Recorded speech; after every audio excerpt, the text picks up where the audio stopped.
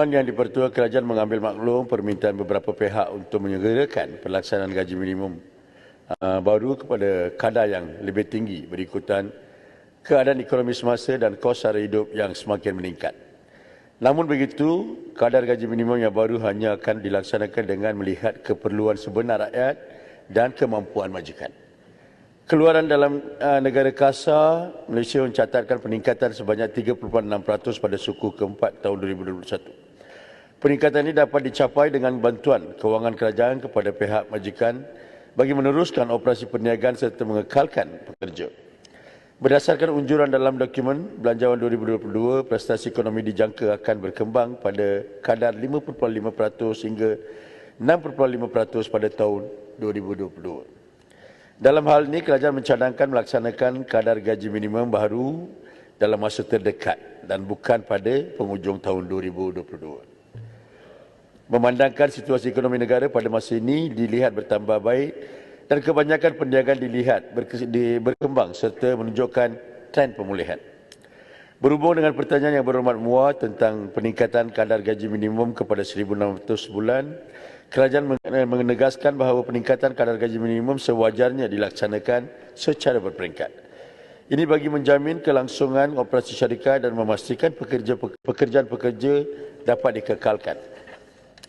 Peningkatan kadar gaji minimum memang terlalu tinggi dan drastik boleh menjejaskan daya saing negara, menyebabkan pasaran buruh. Negara akan berdepan dengan cabaran dan untuk mencipta pekerjaan baru yang berkualiti dan berkemahiran tinggi. Terima kasih Tuan Yang di-Pertua. Yang Hormat, yang bertambah. Terima kasih, Tan Sri. Tan Sri, sebenarnya Pakatan Harapan. Dalam aku janji kita kata kita naikkan gaji setiap tahun 100. Jadi ini tak berapa drastik. Tetapi kita dengar suara sekarang dari Menteri, dari Pagoh, Perdana Menteri sebelum ini, Perdana Menteri sekarang pun mengatakan gaji yang berpatutan adalah 1,500. Jadi soalan saya adalah mengikut Akta National Wages Consultative Council Section 25 khususnya, di mana semakan perlu dibuat dalam tempoh 2 tahun dari tarikh gaji minimal yang direview sebelum itu. Dan tahun 2020 Januari kita mereview semakan ini. Kenapa hingga sekarang belum membuat sedemikian?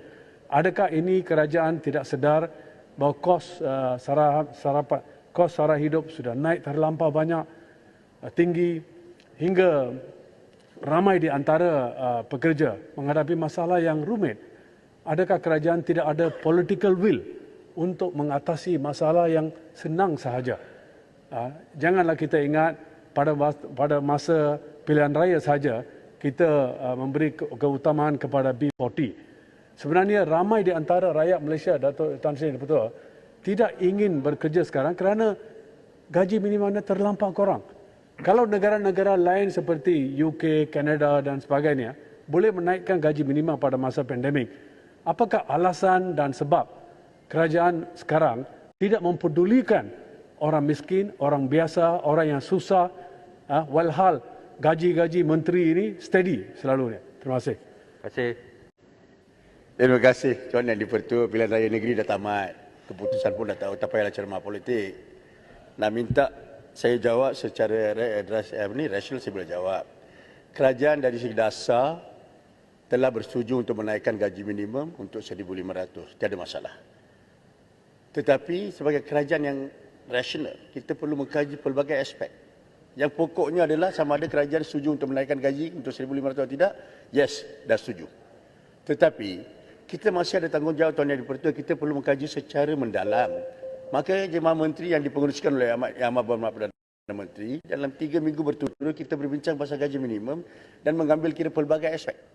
Kita tak naklah keadaan. Kita lihat ada Tuan Yang di-Pertua.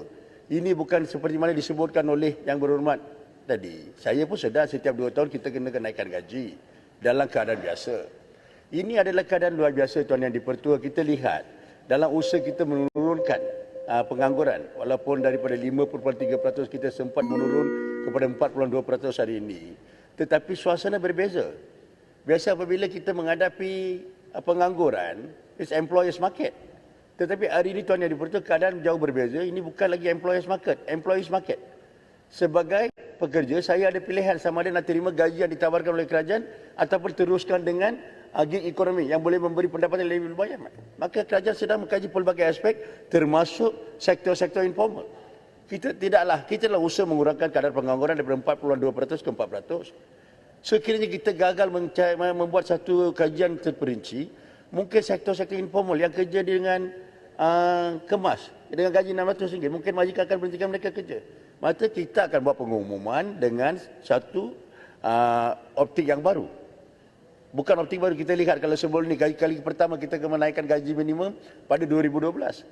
Walaupun kita naikkan gaji ke 1,200, kita bagi kelonggaran kepada beberapa sektor supaya mereka mengambil sedikit masa. Dalam masa sekarang kita lihat, walaupun gaji minimum kita dah setuju secara dasar 1,500, kita perlu melihat sektor-sektor seperti perhotelan, sektor-sektor pelancongan yang terkikis teruk akibat COVID-19.